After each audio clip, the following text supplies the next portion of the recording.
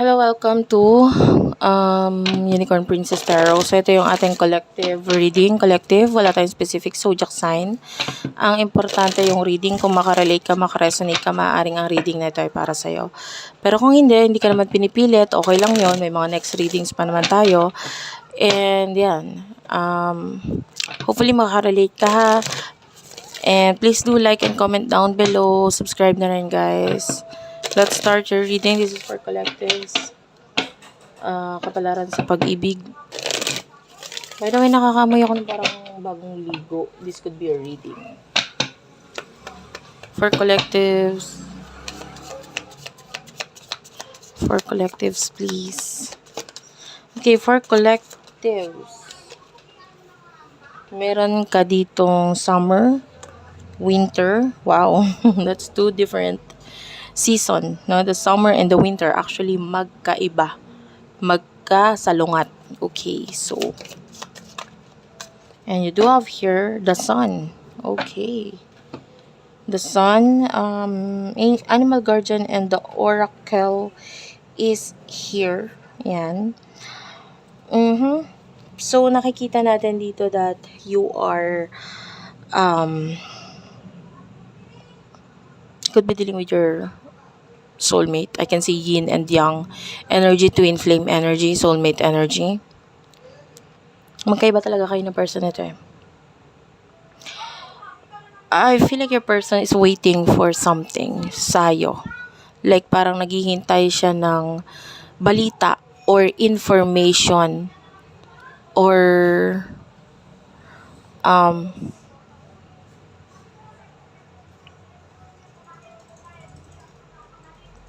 I feel like pwedeng ganun, pwedeng may hinihintay siyang mensahe na gusto niya importante mula sa'yo. And you are, actually ngayon, you're focusing on yourself, on your life, on your present moment, no? Nagfo-focus ka sa mga kailanganin mong unahin, mga kailangan mong gawin, mga dapat mong bigyan ng atensyon. So, I feel like it has something to do with improvements. Pagdating sa person na kakonect mo, this person is just trusting the situation. Kung hindi pa nangyayari yung mga gusto niyang mangyari sa ngayon, nagtitiwala lang siya kasi naniniwala siya sa destiny eh. And alam mo yon, sinabi niya na at pinaalam niya na sa'yo yung regarding sa destiny, regarding sa kung ano man yung ibigay sa kanya. And I feel like sa ngayon, honestly, wala akong nakikitang communication. So, you could be dealing with someone na walang communication, walang connection. Nasabi niya yun in the past sa'yo, okay? But, you know, for now, you feel like you are not alone. Hindi ka nag-iisa. You don't need this person kasi you feel like surrounded ka by friends, families na nandyan para sa'yo. Surrounded ka by opportunities, career na kailangan mo, na nagbibigay ng motivation sa'yo para ituloy mo lang yung araw-araw na ginagawa mo. And this person, nakikita natin na really is waiting for you, for an opportunity with you. Parang naghihintay siya ng opportunity sa inyo. Okay? So, this could be a person in the past. Okay? So, ano yung mga nasa isip mo at emotions mo at ano yung nasa isip niya at emotions niya towards you. Spirit guides, angel guides, what do we have here for collectives, please? For collectives, please. Ano yung meron dito sa ating collectives? For our collectives. Wait lang guys, hindi ko to kukunin ha. For collectives, what do we have here for collectives? Okay. For collectives, meron tayo ditong Father Sky. Autumn is here. So, tatlong season na yung nagpakita sa'yo, which is the summer, winter, and autumn. Okay? Tatlong season. And for your person,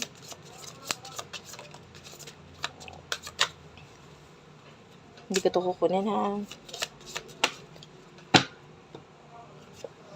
You do have your she-wolf and the shaman. Okay, so actually, Yun nasa isip at emotions mo talaga kung ano yung present.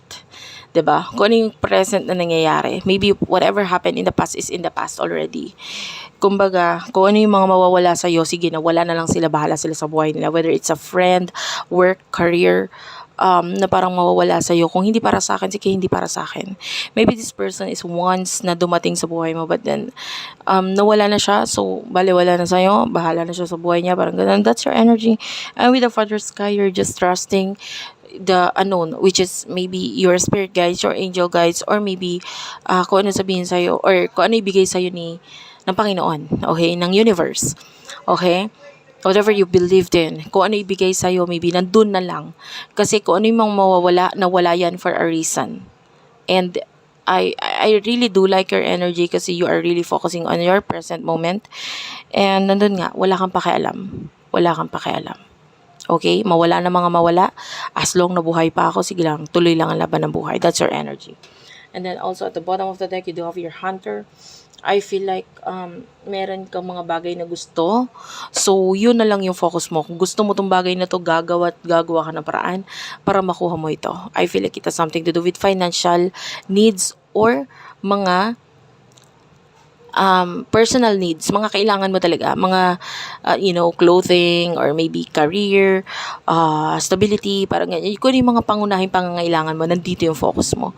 Pagdating sa yung first person, we do have the She-Wolf and the Shaman. This person is,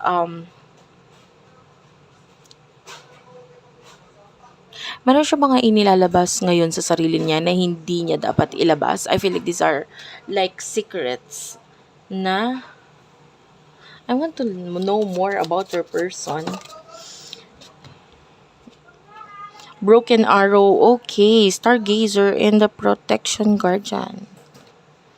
May mga pinagkikwentuhan siya, mga pinagsasabihan siya na may kinalaman sa'yo. I feel like kinikwento niya sa iba yung mga experiences at yung mga connection ninyo. Kung ano man yung connection ninyo, pwedeng naniniwala siya nga sa destiny, and sinasabi niya yon sa ibang tao at may kinalaman yon sa'yo. I feel like ramdam niya sa sarili niya. You do have the Heart Guardian. This is your person's emotions, which is there's a lot of love here, and nararamdaman niya yung pagmamahal mo kahit wala ka, and that is weird. So this, you could be dealing with a very spiritual person, or ramdam niya talaga yung presensya mo ngayon. If you're dealing with your soulmate, ramdam niya yung kahit wala ka, parang minamahal mo pa rin siya. So, hindi naman sa nag-a-assume siya or what, pero malakas yung energy, yung connection ninyo. And maybe sa ngayon, hindi lang ito yung focus mo. Hindi mo lang siya maybe you do love this person, pero wala naman siya eh. So, okay, mahal ko siya, pero wala naman siya. So, anong gagawin ko? Siyempre, focus ako sa present ko. So, that's your energy. Okay, maybe the love is still there, but then you're not paying attention sa love na nararamdaman mo towards your person. Pero yung person mo, ramdam niya yun. Nasasaktan siya, nalulungkot siya, sinasabi niya sa iba kung ano yung nararamdaman niya, kung ano yung tungkol sa connection ninyong dalawa. Okay? And so, what will happen in the future between the two of you? You do have the Stag. So, of course, this would be your energy, the Stag, and the Earth Guardian. And then, pagdating sa person mo, Drum is here, and we do have here the Knight. Okay, so in the future, we do have here the Arrow. I can see mga bagong actions na gagawin ng person na ito in the future. And I feel like this person with the snake shed old skin.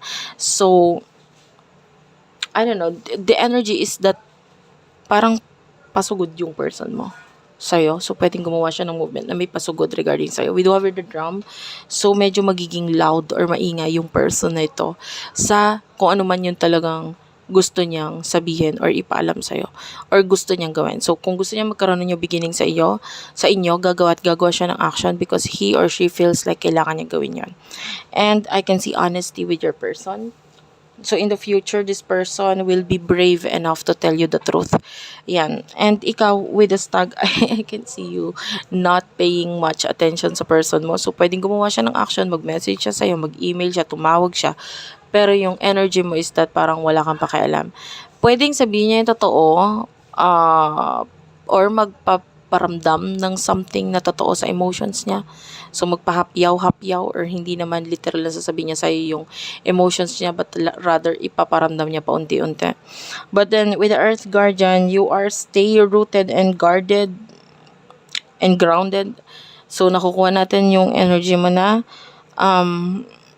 focus ka pa rin sa sarili mo, sa mga tao sa paligid mo, sa environment mo, sa community mo. So, yun.